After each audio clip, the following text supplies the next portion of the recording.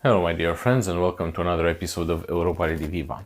Before doing my episode about the fascism of the grant recipients, which I will do shortly, I wanted to come back to the story with the Romanian generals who were indicted yesterday. As per my last video, the head of the Romanian army, along with his subordinates, several generals, were indicted on such bogus charges, on such crazy, wild allegations that you can definitely draw the conclusion that the guy never stole a penny. If the only thing they could find on him was that allegedly he had intervened with his subordinate, so that his subordinate would make the structure that leads the army, the chiefs of staff, send a memo to the Ministry of Education to supplement the number of places that receive state funding that are tuition free at the University of Physical Education and Sport, which is not a military university. And the benefit of this, that out of those 20 places that were supplemented, initially they said 3, now they said 2 children of generals could go and attend the faculty of the University of Physical Education and Sport without paying tuition, even though the tuition is 1,000 euros a year. For a family of generals, it's not a big deal. Somehow alleging that this path could have allowed them further to be employed in the army, as if they had paid tuition that would no longer be possible. It is so ridiculous. I mean, I was interested in this so-called anti-corruption process in Romania in the last decade, and I read some fucked up bogus charges. But like this is, I think the only thing that beats it is in the anti-corruption file that was called I think Băneasa Farm and Snagov Forest, involving the grandson of Carol II, our last king, well, our second to last king, where one of the charges brought against him was the fact that he used documents proving that he was the grandson of Carol II, while being the grandson of Carol II, and while those documents were actually true and correct, but they had not been recognized by a Romanian Court of Justice with a final decision. They had been recognized, they had been legalized in Portugal, and they had also been recognized in France, and they had also been recognized in Romania. But the decision to recognize them was not final because the prosecutor or the state could have lodged an appeal. And so he used some documents which were true and which stayed confirmed by subsequent court decisions that he was the grandson of his grandfather. But he had used them before the sentence was final, and of course, years passed until there was a final sentence clearing the obvious, the fact that he was actually the grandson of his grandfather. But so he was also convicted to prison for this reason, because he obtained the part of the inheritance from his grandfather using this. This certificate that was whose legality had not yet been decisively approved by a Romanian court yet. So this is how the anti-corruption agency in Romania works. So it works on the behalf of the United States. Ever since Băsescu came into power, Monica Macovei became the justice minister. This agency became an extension of the CIA and of the FBI, and it managed to essentially replace the whole political class of Romania. Everybody who was important and who was in power in politics at that time managed to to go to jail for a while, or at least to get out of politics for a while until the charges would be dismissed, which took years. And in this case, the consequence is that the head of the army will have to be dismissed together with his subordinates. Because while the charges are obviously bogus, and actually the rector of this university came out and said that he asked the Ministry of Education for the supplementing of the places. So it's like there is obviously no deed done there, no criminal deed, but also no deed in general, because those journals had nothing to do with the whole process. But anyway, so of course it will take a few years to investigate the matter, and in the end the journals will be acquitted, probably under the most frequent acquittal reason in such anti-corruption cases, which is the act does not exist. So there was no criminal act, or there was no act in general. Nobody did anything, and it was all made up. This was the most common reason to dismiss a case in court brought by the anti-corruption directorate in Romania, and probably this will be the case now. The judges will see that everything is just a pile of allegations, and there's no evidence for anything, and they will just dismiss the case under the reason no act has been committed. The act does not exist. But until then, this party made of the grant recipients fought long and hard to make sure that any person that is charged with anything can no longer occupy an official position.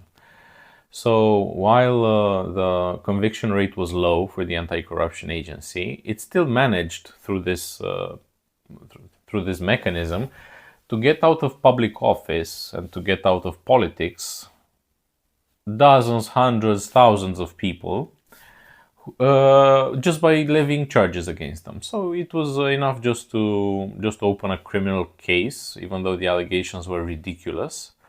And from that point onwards, the person had to lose their parliamentary seats, their position in government. They had to be dismissed from the position of mayors, local officials, because they were under investigation, even though those investigations took years and most likely resulted in acquittals. But at least the person was out of office, and somebody more compliant came in. Now, of course, Romania has this very sensitive problem on its hands. Romania is being brought into the war in order to supplement Ukraine, to be essentially the reserve of Ukraine. And a part of the army does not play ball. Part of the army, top part, even though they were quite compliant. So I was surprised by General Gheorghița's attitude. I was surprised that they had to levy criminal charges against him, because his discourse in the past years has always been on the war agenda. So he said that we will need conscription, that we need to prepare the population for war and everything. But apparently he also had a stop loss. He also had a break at some point. So he could allow things to go on for a certain while, but he pulled the brake at some point. I have no idea what the Americans asked from him to do.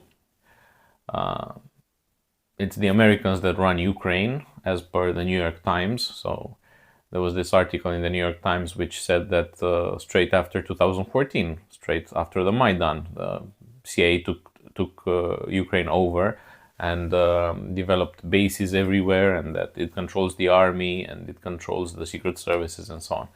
And something similar happened to Romania as well, and probably the Americans are trying to merge the two so as to offer more help to Ukraine this way, to ensure, to put another log on the fire so that the fire does not extinguish, as I said in a Romanian language podcast last year.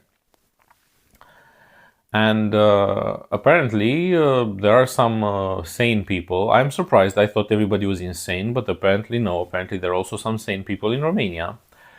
And they realized that it's dangerous, that's a dangerous path to pursue. I'm pleasantly surprised. And apparently, these generals were asked some things. I have no idea what. Perhaps to enforce a no-fly zone in the Odessa region. Perhaps to impose conscription on the Romanian population. I have no idea. We will find out because they will be cast aside. They will be dismissed. And some new generals will come to be the chiefs of the army. Some new generals which are not corrupted, which did not intervene with the Ministry of Education to increase the number of places in the University of Sports and Physical Education. So, some new generals will come to the top of the Romanian army and they will be more compliant. Why? Because they know what their predecessors faced. So, if they want to keep their positions, they will have to do what Daddy says. And Daddy will probably say something like, I don't know, send troops to Ukraine or something like this. And they will do it. So, we will see. But interesting developments. I did not know that there were some people who did not want to commit suicide, because everybody that I spoke to until now, they were either dismissive of the topic in general, or they were dismissive of the possibility that Romania might enter the war, basing themselves on the reason that we don't want to. As if it were a matter of wanting, as if the Ukrainians who are bussified from the streets want to go to war, or as if Ukraine as a society wanted to go to war. Ukraine voted for Yanukovych. He was ousted in a CIA coup. Then they wanted to vote for neutral or pro-Russian parties. They were prohibited. Finally, they voted for Zelensky, who was pro-Russian, who was a Russian speaker, who wanted to implement Minsk and everything. They voted en masse for him, and then he was confiscated by the CIA in Ukraine, and he's now hostage to Azov and all these guys, and has to do the American agenda. So good luck. What can I say? If you all the Romanians that told me, who do you think is going to go and fight? We don't want to go and fight. You will see. You will see. Send me postcards from the trenches. No, I'm kidding. I'm not happy about it, but this is how history unfolds. I mean, when people are so ignorant, when people are so outright dumb, they don't understand the processes that make a war. They don't understand how an unwilling population can be sent to war. They don't understand these mechanisms. They're also too lazy to think about them. They don't even want to do the mental exercise of thinking how actually countries are brought into war. Because generally speaking, no population wants war. There are mechanisms put in place, institutional mechanisms, that make this path obligatory. For example, this wave of Russian attacks. It's an escalation. Every Russian attack is more serious than the one before and less serious than the one that's about to come.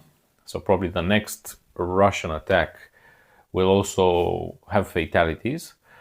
And this is a mechanism through which you make society compliant with the idea that it is under attack. And even those that understand full well that this is an escalation game meant exactly to put us on the war path and to prevent any kind of dissent. Even those people will be intimidated in speaking up after, for example, the next attack will have fatalities. Because the grant recipients, the USAID and National Endowment for Democracy sponsored civil society, will jump hysterically and say, you are spitting on the memory of those dead people that the orcs killed, and so on and so forth. And, they essentially silence the discussion space. This is the mechanism that is being put in place, and I have yet to find any Romanian willing to understand and to see this mechanism unfolding. And unfortunately, this is the path that we are on. But it is an engineered path. Everybody who was telling me, who do you think wants to go and fight? Was speaking from the premise of, conscription officers doing polls on the streets. Do you want to go and fight? Do you want to go and fight? And they would only take those, I don't know, 1% who have nothing better to do with their lives but to go and fight. No, it's not like this. There are mechanisms put in place with every escalation. With every escalation, new measures are put in place. It's an automatic process almost. Because these escalations also make you react. And if you don't react, then the civil society jumps on you and asks, why don't you react? Are you with the Russians? Why don't you put more measures in place? Why don't we have conscription? Why don't we enforce a no-fly zone over Ukraine? Why don't we send troops? Why don't we... Are you with the Russians? And if you're with the Russians, then bad things will happen to you. So better not be with the Russians. So this is how conformity is enforced. This is how they manage to get everybody on board. And you can imagine the new chiefs of the army, if they are not compliant, maybe some more serious charges will be levied against them. Maybe treason. They don't want to comply with with orders from NATO, or they do not want to comply with preparing the population to ensure the safety of the country, and so on. So, some more serious charges can be levied against them rather than just interference, complicity in usurpation of official qualities in doing this bullshit that I said with the number of places at the Faculty of Sports. So yeah, this is what happens when your country is under foreign control. It does not make its own decisions. What comes out in the media is this interface. It's like in Plato's cave. You see some shadows, like the top general indicted for corruption. Okay, but what's behind? What are the mechanisms behind? You can only speculate. And if you are intelligent, and if you are well informed, you can derive a conclusion that is somehow pertinent. If not, you just look at the shadows, say, corruption kills. We're such a corrupt country. Look, even the top generals are corrupt, and so on. And yeah, at some point you will receive the conscription order. You'll also be surprised. You'll say, we are at war. We are under attack. Those evil Russians again. Must go and fight. And yeah, this is what I meant. History has to unfold. This playbook that is done to Romania cannot be done to Poland, because for some reason Polish people consider that their country comes first, not second after Ukraine. They also help Ukraine, but they have a stop loss. They hit the brakes at some point. They remember that they themselves were genocided in Volhynia and so on, and they are not appreciative of the Ukrainian neo-nationalism, for lack of a better term. But the Romanians are like, I don't want to say like what, but yeah. So this is what I wanted to tell you. Good luck. And as always, if you like what I do, like, share, subscribe. And if you want to support me financially, you'll find a link in the channel description. Until next time, take care.